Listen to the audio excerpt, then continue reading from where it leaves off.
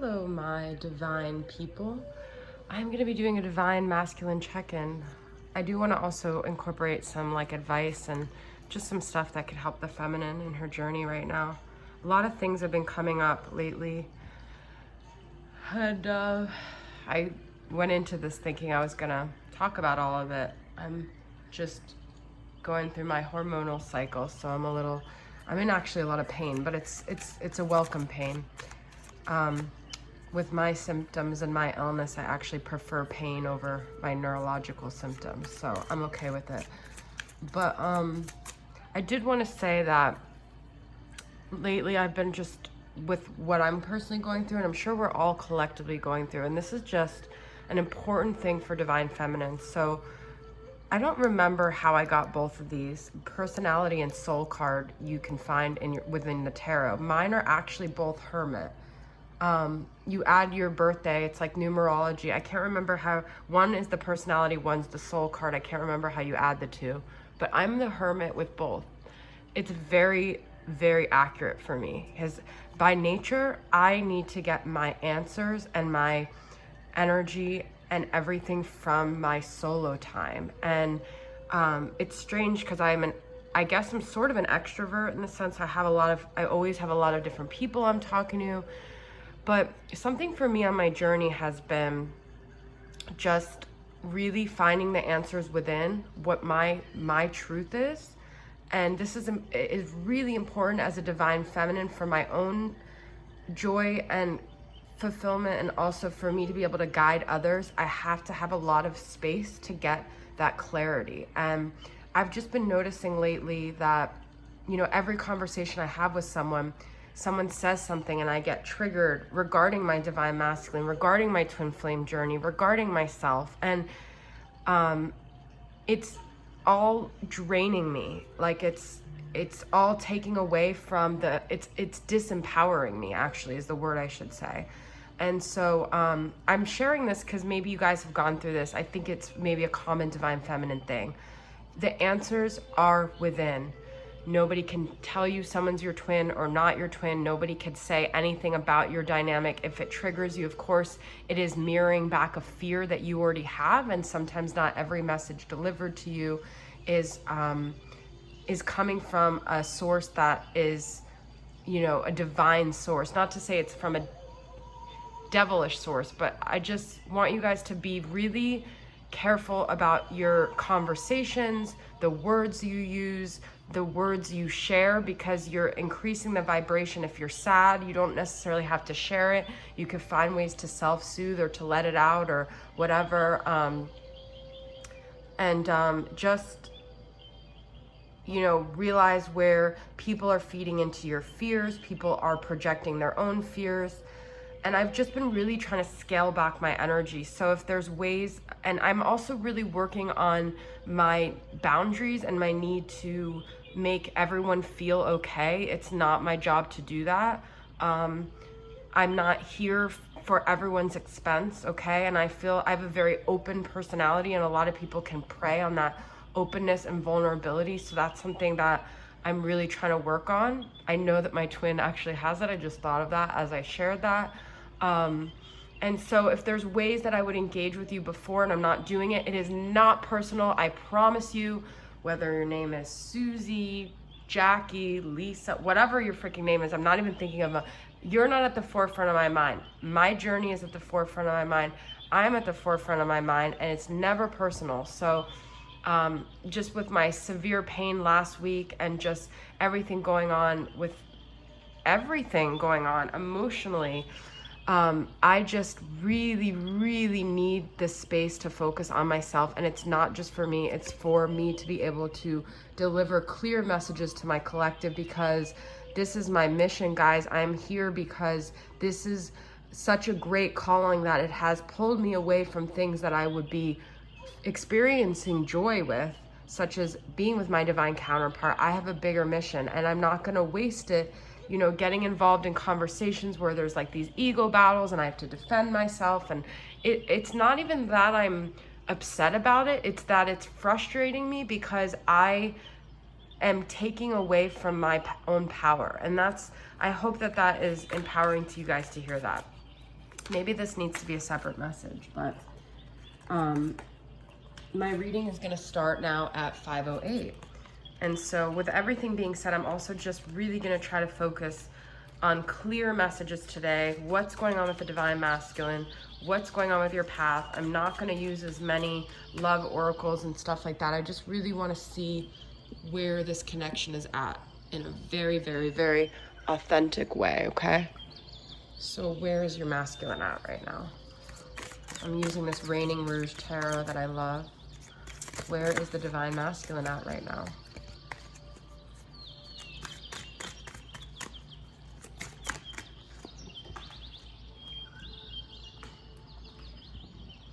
Got the Hangman. I'm getting with this Hangman is that this masculine feels frustrated, and maybe that's what I'm mirroring back.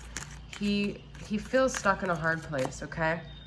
He hasn't yet realized the power he has to unhook his foot from where he's hanging. He just feels sort of powerless. He feels like he's in this situation where he doesn't have any say. He's put there and there's no way to get out, and he doesn't get to call the shots. That's the feeling I'm getting with this specific Hangman energy, okay? He has this passion. He wants a new beginning. He has maybe even like this Kundalini rising where it's like he's actually really passionate about things. He sees the way he wants to live his life. He sees the things that would fulfill his soul. But he doesn't feel like he has the tools right now to manifest that or make it happen.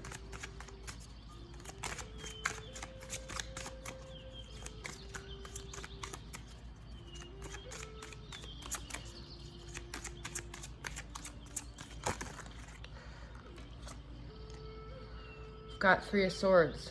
So I feel this is him recognizing his heartache and also the heartache that he's caused, and he wishes that there was a way to heal it. He wishes he had a magical wand. The masculine isn't realizing his power right now is the feeling I'm getting with this Star and the Three of Swords. It's like he really wishes he had the ability to make it all better, but he doesn't feel like he does. He doesn't know how to heal his heart. He doesn't know how to heal the feminine's heart. But I feel this is also that my mind just completely went blank. Oh, he's not understanding that there's a reason this is all happening. There's a reason this pain is coming up. This is something to work through. Maybe in the past, this is a Pisces energy. Pisces tend to want to,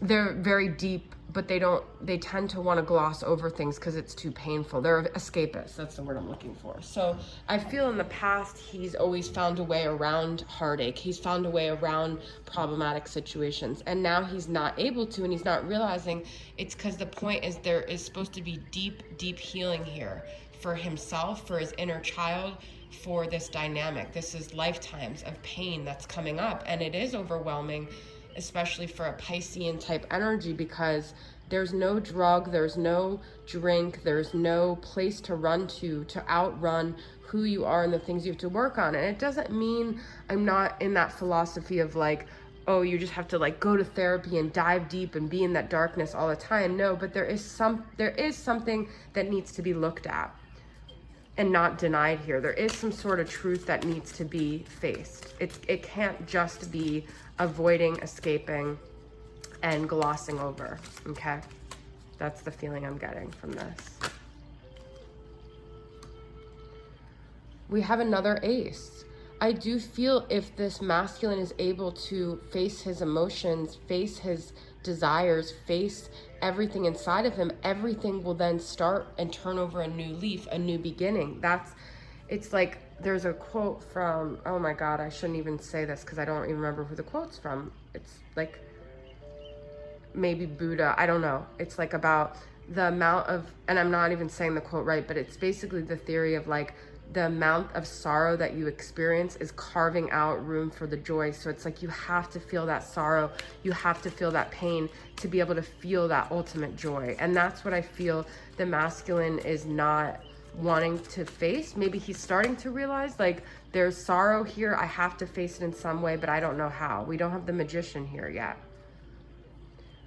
He just wants things to be quick. He just wants to have passion and joy and pleasure, but he doesn't necessarily want to have to do the work here, okay?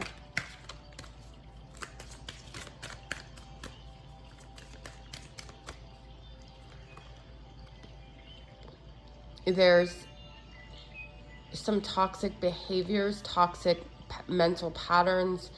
But, you know, the devil, you know, Capricorns get such a bad rap for the devil, but it's like, I almost like I feel an unconscious energy of being a slave to these 3D things, whether it's your job, whether it's a relationship, it's enslavement, okay?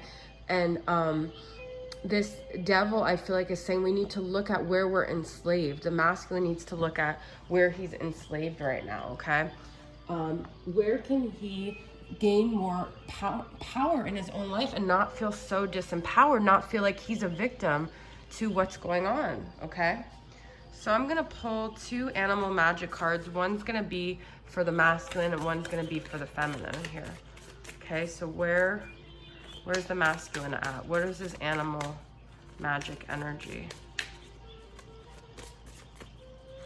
And I didn't mean to start the reading off on that rant. I realized I kind of set my own energy by doing that, and I apologize if it threw anyone off, because I'm actually I'm not in a bad mental space today. I'm in a pretty good mental space. I shouldn't be carrying over, you know, even stuff from yesterday, but it's just been a weird week. Shark. This is the masculine's energy. Now, I feel the masculine has felt maybe so disempowered in his life, even as a child, that he felt the only way to get what he wanted was this like ruthless kind of way, okay? So he might feel like he has to be brutal in order to do this, because he felt at one point softness didn't work, you know, connecting with other people doesn't work. And that's where I'm, I guess, mirroring the masculine back, because I almost feel like this is a solo journey, got to do it on my own because other people interrupt. But look at what we have for here, for shark, reputation. I do not concern myself with the opinions of others. So shark energy is about being empowered. Okay, actually, this is a positive thing on it. Shark energy sheds light on judgment, rumors, and reputation. Shark nudges you to swim past superficiality and move powerfully towards your authentic self. Don't concern yourself with what others say about you. They don't know you. Always move forward in the face of negativity. So I feel like this could be a battle that the masculine is facing. I said yesterday in my reading that I feel like my masculine only dreams about 3D stuff of like what people think about him. You know, if that's happening, maybe that's a mirror for my own stuff, but my dreams are quite different. So the masculine is facing his shadow side of like, how much is he just doing for other people's approval? Can he face his authentic self? Who is his authentic self? And is he able to gain the courage finally to face that? And that requires also, you know, facing the feminine, facing this connection, because he might feel like other people don't approve of it or wouldn't understand, you know? So the masculine is going through, it's not like a dark night of the soul, but he's really starting to evaluate, or maybe on the brink of gaining power when it comes to this, okay? So let's see where the feminine's at.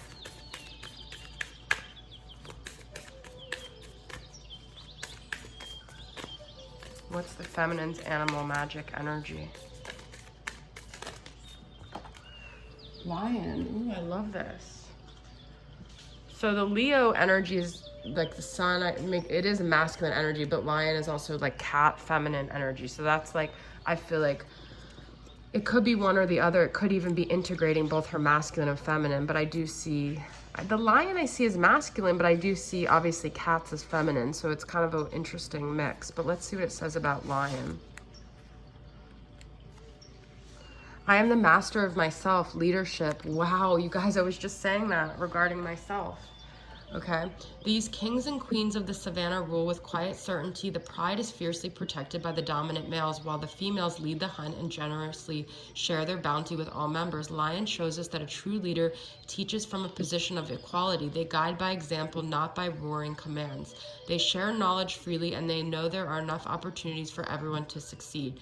Lion teaches you how to be master of yourself. The energy of lion encourages you to take pride in yourself and to build confidence in your decision making. Avoid putting others on pedestals and beware of those who put themselves on one. This is beautiful, because even though the lion is like the pride, it is about eliminating ego and just kind of having that quiet humility but confidence. And that's just what I was saying at the beginning of this reading, not constantly seeking answers from the outside, being very confident in your own, you know, leadership. But it doesn't have to be loud and proud. It could be very it could be quiet. Okay, so let's get one overall energy for the masculine and the feminine, the dynamic. I think I'm gonna do like maybe like a part 2 today too, because this didn't include any of my other things. So let's see. This is gonna be from the Mystical Shaman Oracle, an overall energy for their connection right now, for the divine masculine, divine feminine connection. Upper world. Ooh, that's so beautiful. Number 59. Okay, let's see what that says.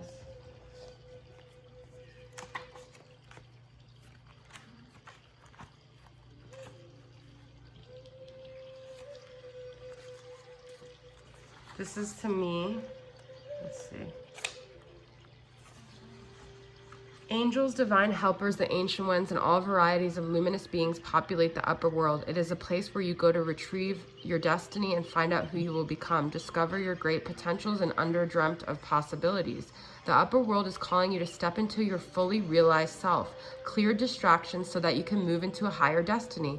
Do not fall to the temptation to craft a slightly more improved version of yourself.